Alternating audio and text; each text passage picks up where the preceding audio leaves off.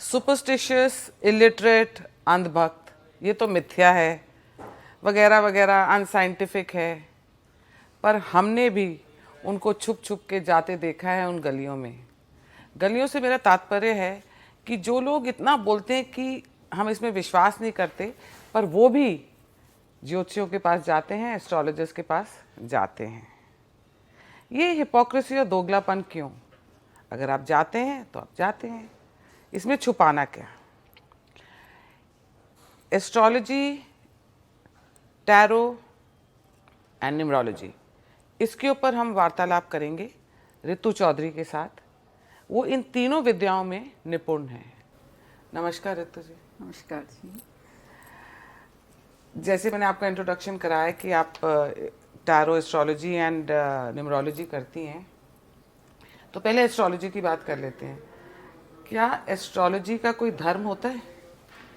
नहीं जी, एस्ट्रोलॉजी का कोई धर्म नहीं होता। एस्ट्रोलॉजी अपने आप में ही एक विद्या है और किसी भी पावर को बिलीव नहीं करती। जैसे रिलीजन में एक पावर को बिलीव किया जाता है, कोई गॉड्स होते हैं, लोगों के गॉडेसेस होती हैं, किसी का गुरु ग्रंथ साहब जी हैं, तो किसी की कुरान है, तो किसी की बाइबल है, तो उनका कोई ना कोई रिचुअल भी होता है जिसको वो फॉलो करते हैं। एस्ट्रोलॉजी में कोई रिचुअल नहीं होता, कोई पावर को हम फॉलो नहीं करते। एस्ट्रोलॉजी तो एक सिर्फ कैलकुलेशन है। जो हमारा सोलर सिस्टम है उसमें जो प्लैनेट्स हैं, जो स्टार्स हैं, उनकी प्लेसमेंट के हिसाब से उसकी प्लानिंग, उसकी सेटिंग होती है और चार्ट बनाया जाता है, और उससे हमें लोगों के पर्सनालिटी के ट्रेट्स पता लगते हैं और उनकी लाइफ में उनके आगे होने वाले इवेंट्स के बारे में पता चलता है।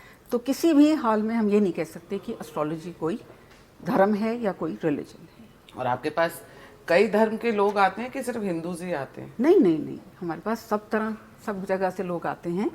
कोई हिंदू होते हैं तो कोई क्रिश्चियंस भी आते हैं मेरे पास। टैरो के लिए तो खास करके बहुत लोग आते हैं जो कि क्रिश्चियंस होते हैं, और मुस्लिम्स भी आते हैं। उनकी हर एक की अल्टीमेट साइंस तो यही है कि कुछ ना कुछ तो हमारे ऊपर पावर है जो हमें गवर्न कर रहा है, जिसके लिए वो लोग सब मेरे पास आने के इच्छुक होते हैं। ठीक, अब आप बताइए, इज एस्ट्रोलॉजी साइंटिफिक और सुपरस्टिशियस बोलेंगे इसको?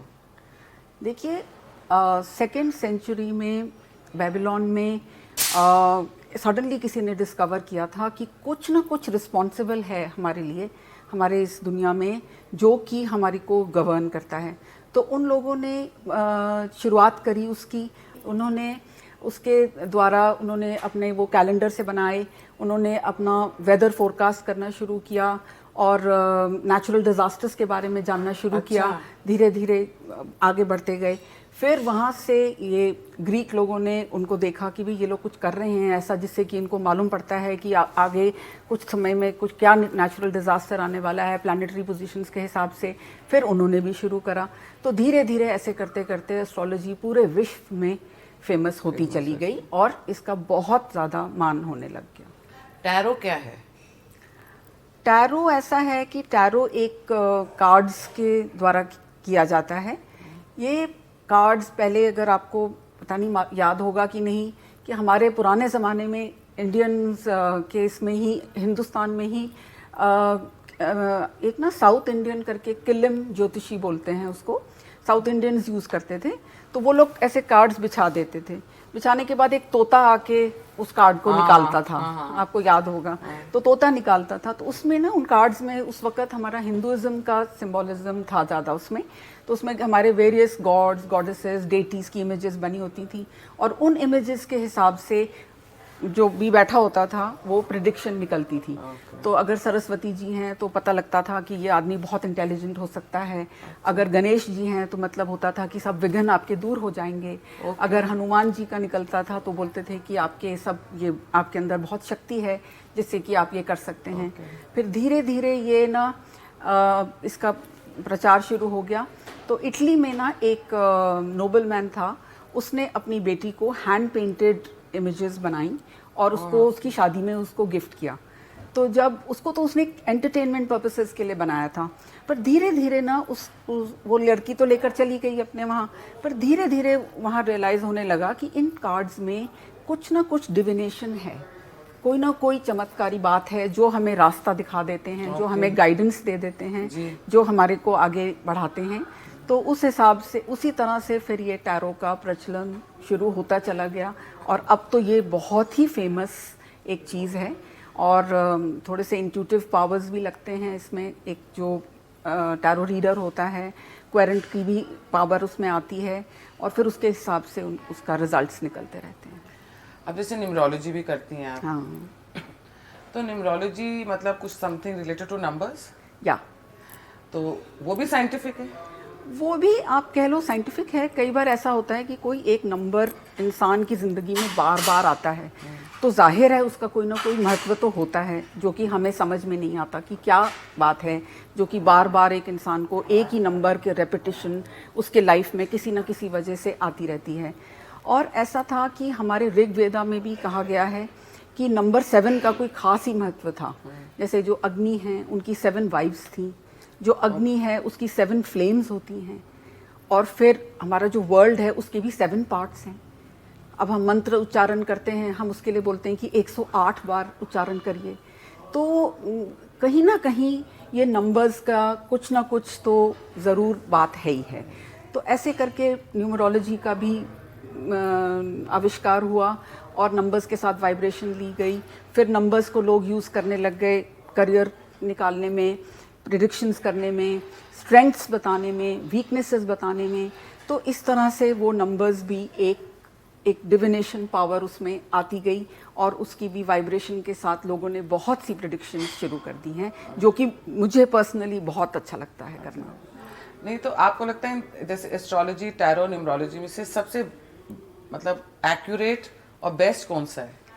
ऐसा है, तीनों ही साइंसेस अपनी जगह कुछ ना कुछ महत्व रखती हैं, पर एस्ट्रोलॉजी जो है वो उसमें आप एक इंसान अपना जो कर्म करा है उसने, उसके बाद जब उसका जन्म होता है उस वक़्त सोलर सिस्टम की क्या प्लेसमेंट है, तो वो उस वक़्त प्लेसमेंट के हिसाब से उसको देखा जाता है। तो वो that is what he is born with. तो जब एक बारी उसका जन्म हो गया तो वो उसके बाद उसको कुछ नहीं कर सकता उसके बारे में। He can not change it, he can not do anything with it. But numbers का ऐसा है एक खेल, एक अजीब सी बात है उसमें नंबर्स में कि अगर आप एक डेट ऑफ बर्थ आपकी है, उसको आप बॉर्न हुए हो और कोई नंबर्स आपकी स्ट्रेंथ बन रहे हैं ज़्यादा और कुछ आपके वीकनेसेस हैं, कुछ आपके नंबर्स में कमियां हैं, तो मुझे ऐसा लगता है जैसे कि हम उसमें काफ़ी चेंजेस ला के इंसान की ऑब्स्टिकल्स को दूर कर सकते हैं। उसको हम, अगर उसको कोई बाधाएं आ रही हैं बार बार, तो हम उनके नंबर्स को ठीक करके उनको उनके कहीं नेम नंबर में डाल देते हैं, कभी किसी के कंपनी के नेम में डाल देते हैं, कभी किसी का कार नंबर बदल देते हैं, कभी उनको बोलते हैं आपका घर बदल लीजिए। इस तरह से फ़ोन नंबर्स भी हम लोग बदलवा देते हैं। तो उससे उनकी वाइब्रेशन और स्ट्रांग हो जाती है और जो भी उनके नंबर, जो कि एक स्ट्रेंथ हो सकता है उनकी नंबर, वो उनकी लाइफ में जब वो आ जाता है तो उसकी वो कमी पूरी हो जाती है।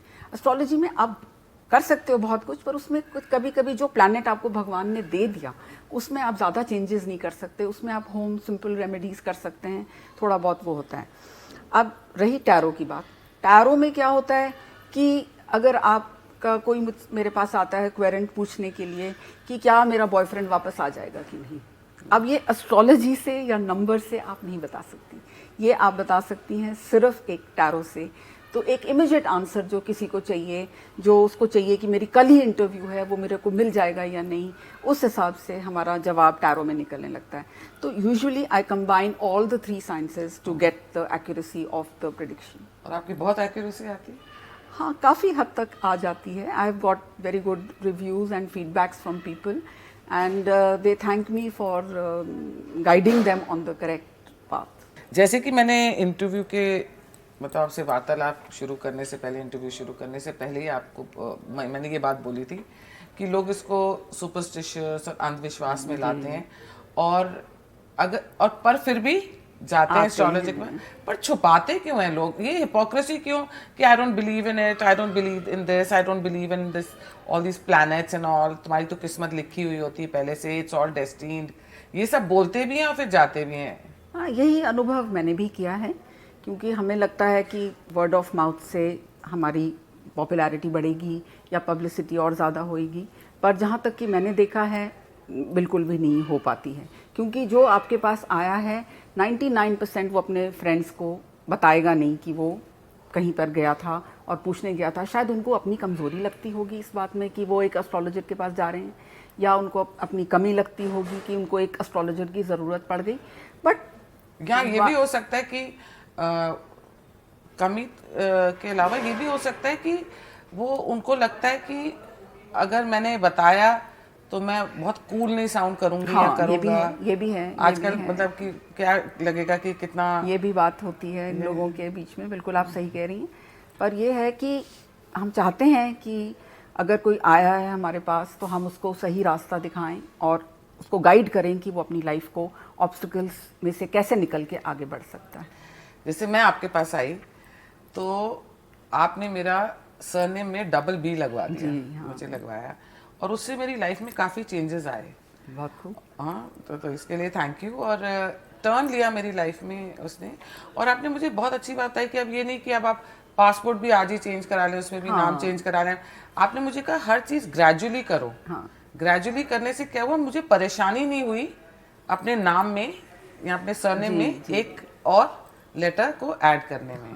तो आप सबके साथ ऐसे ही करते? जी जी बिल्कुल। उसमें ऐसा है कि हमारे कुछ एक ग्रिड बनती है नंबर्स की, तो उस ग्रिड में ज़रूरी होता है कि आपके पास सारे नंबर्स हों फॉर अ कंप्लीट एडिक्वेट अच्छी ज़िंदगी जीने के लिए। आपके पास वो नंबर्स होने बहुत ज़रूरी होते हैं। तो आपका जब मैंने नंबर देखा तो आपका नंबर एक मिसिंग था। तो आपके नाम में वो नंबर था, लेकिन आपके सरनेम के साथ जोड़ते ही वो नंबर आपका कुछ और बन जाता था, जो कि आपको ज़िंदगी में थोड़ा सा पीछे को ले जा रहा था। तो मैंने उस हिसाब से मैंने आपका वो नंबर डाला। और मैं चाहती हूँ कि आप इस नंबर को आप साल 1.5 साल यूज़ करिए, देखिए अगर आपको इम्प्रूवमेंट लगती है तब जाके आप धीरे धीरे डॉक्यूमेंटेशन चेंज करा सकती हैं कि वो आपको फिर वही आपकी वाइब्रेशन बन जाएगा ज़िंदगी के लिए। अब जैसे आपने एक XYZ की प्रेडिक्शन कर दी कि तुम्हारी नौकरी लगेगी, तो जब नौकरी लग जाती है तो वो क्या आपको वापस फ़ोन करके थैंक यू बोलते हैं? I would say 80% call back and thank me, but 20% हैं जो भूल जाते हैं। फिर जब उन्हें कहीं मैं मिल जाती हूँ या फिर कोई दोबारा उनसे वार्तालाप होने लगती है, तब वो आकर फिर बताते हैं कि हमने आपसे कंसल्ट किया था तो हमारा ये हो गया।